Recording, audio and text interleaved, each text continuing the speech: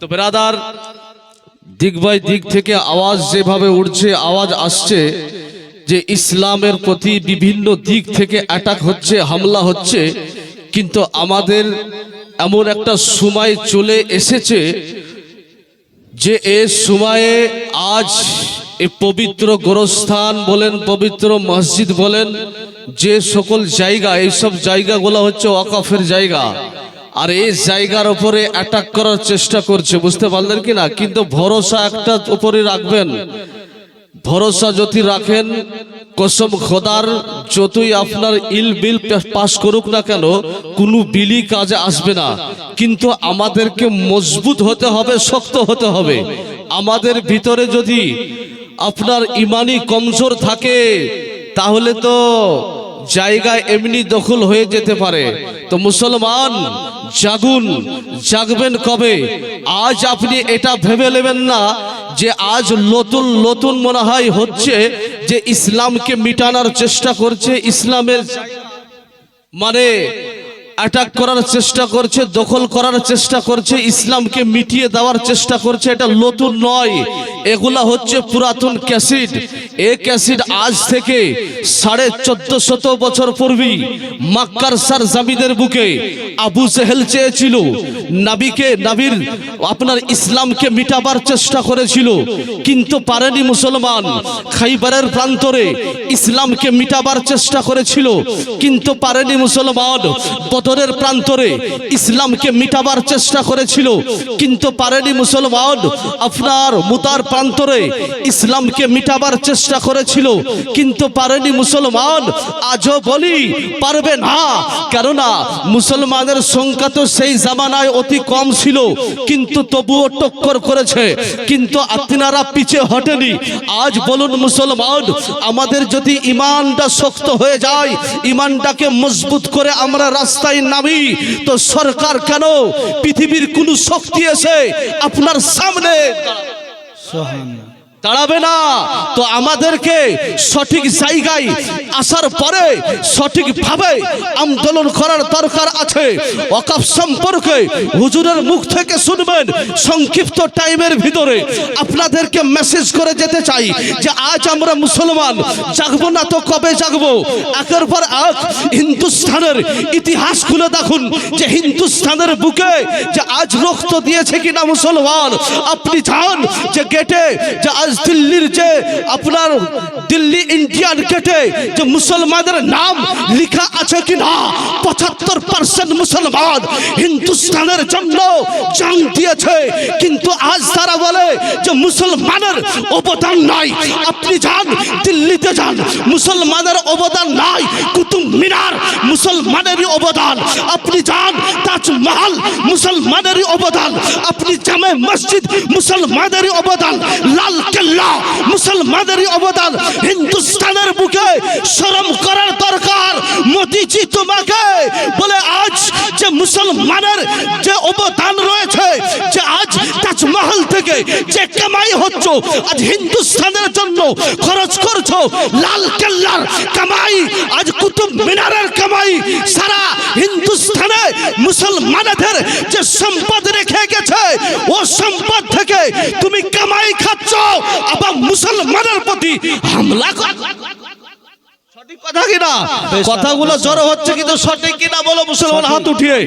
হাত উঠিয়ে বলুন যে সঠিক কিনা। আজ দেখুন হিন্দুস্তান, আমি বলতে চাই আশিকে রসুল হন, নবীর মহব্বত নিয়ে আপনি রাস্তায় নামুন। আপনার সামনে কোনো বাম টিকবে না, কোনো আপনার গোলা বারুদ টিকবে না।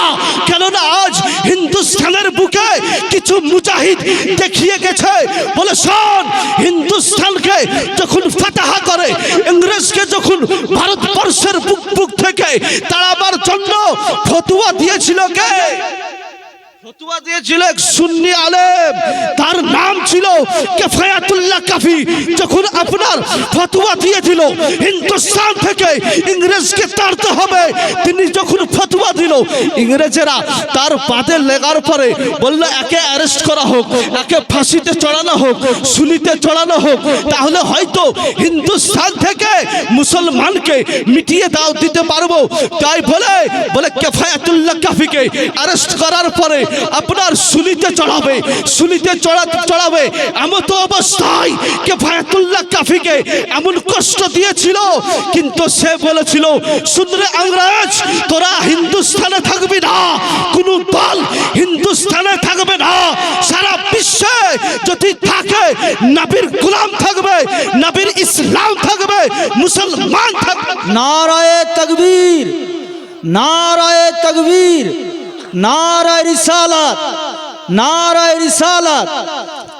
बोला और एक टॉपिक तो किफायतुल्लाह काफी के वो नबी सच्चा আমি বলতে চাই নবীর গোলাম আপনি সচ্চা হন, একাই পুরো ভারতকে হিলাবেন। কেন না বলতে চাই কিফায়াতুল্লাহ কাফি পুরো ভারতকে হিলিয়েছিল, সুলিতে চড়িয়ে দেওয়া হলো।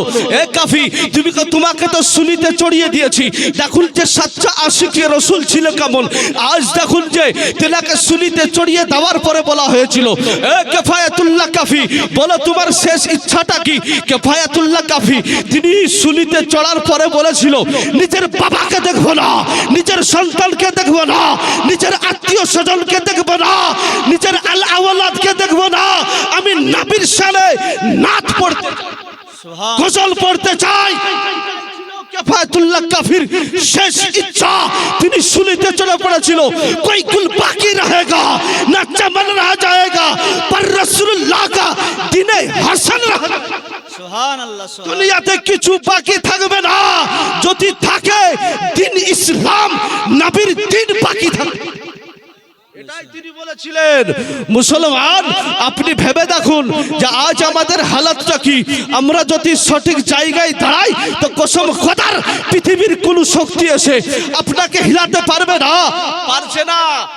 ফিলিস্তিনের বুকে যে হামলা হচ্ছে, চেষ্টা করছে বিশ্বের সমস্ত ইহুদিরা লেগেছে, আমেরিকা লেগেছে, সমস্ত লাগার পরে যে হামস ছোট জায়গা কিন্তু তাকে হ্যারাসমেন্ট করতে পারছে না, তাকে পারছে না। কেননা তিনারা হচ্ছে সাচ্চা নবীর আশিক ও গোলাম। বলে সুবহানাল্লাহ।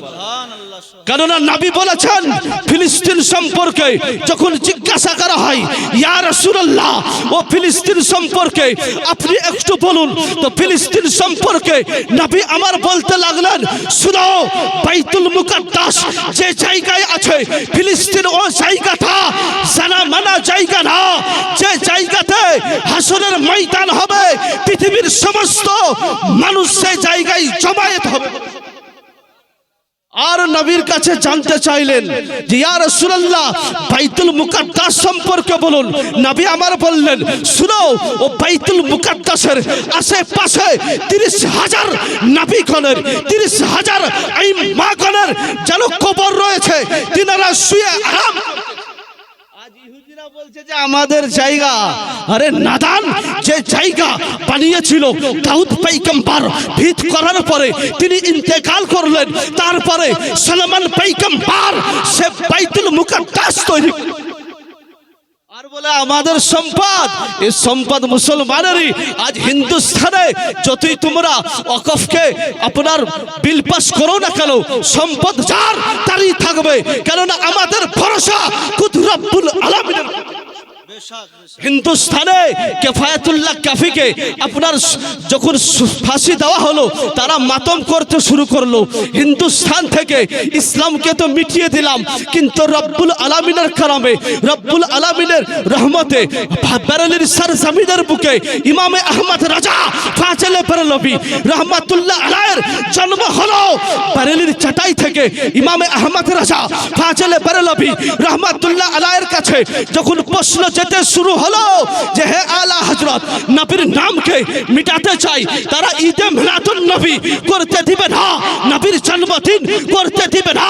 হাদিস কুরআনকে সামনে রেখে ইমামে আহমদ রাজা উত্তর দিলেন হাসর তক डालेंगे हम पैदा इसे मौला के धूम मिसले फरस नस के कीले गिराते जाएंगे, खाक हो जाए अतु सलकर मगर हम तो रजा दम में जब तक दम है जिक्र उनका सुनाते जाएंगे। থেকে আরো প্রশ্ন গেল, হে আলা হযরত, আজ নবীর শানে তারা বলে দরুদ পড়া যাবে না, নবীর ওপরে দরুদ পড়া যাবে না।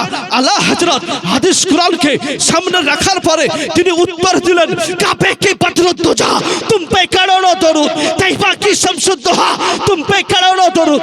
আরো প্রশ্ন গেল ইমামে আহমদ রাজার কাছে, হে আলা হযরত, আজ তারা বলছে নবী গায়েব জানে না, নবী আমাদের মতো, নবী গায়েব জানে না। তিনি হাদিস কুরআনকে সামনে রেখে ছন্দের মাধ্যমে উত্তর দিলেন, और कोई गायब किया तुमसे नहा हो भला, जब ना खुदा ही छुपा तुम पे करोड़ों दरूद। আরো প্রশ্ন গেল, হে আলা হযরত, তারা বলতেছে নবী মরে মাটির সঙ্গে মিশিয়ে গেছে। হাদিস কুরআনকে সামনে রেখে আলা হযরত তিনি শেরে লিখতে লাগলেন, তু চিন্তা হে আল্লাহ, তু চিন্তা হে আল্লাহ, মেরে চশমে আলম সে চুপ জানে वाले। আরো লিখতে শুরু করলেন, হে আলা হযরত, তারা বলে নবীর মাটির তৈরি, নবীর মাটির তৈরি। আলা হযরত লিখতে লাগলেন, সুবহ তৈবা में हुई बटता है बड़ा नूर का, तेरे नस्ल पाक में है बच्चा बच्चा नूर का, तू है आईना नूर तेरा सब घराना नूर का। বলো সুবহানাল্লাহ। এর নাম হচ্ছে আলা হযরত। আমাদের মারকাজ বারেলি, আমাদের মারকাজ বারেলি শরীফ আলা হযরত ইমামে আহমদ রাজা ফাজিলে বারেলভী রহমাতুল্লাহ আলাইহি। এই বলে আমার বক্তব্যের সমাপ্তি ঘোষণা করলাম। ওয়া আখিরি দাওয়ানা রাব্বিল আলামিন। হায়াত বাকি তো মুলাকাত বাকি। আসসালামু আলাইকুম ওয়া রাহমাতুল্লাহি ওয়া বারাকাতুহু।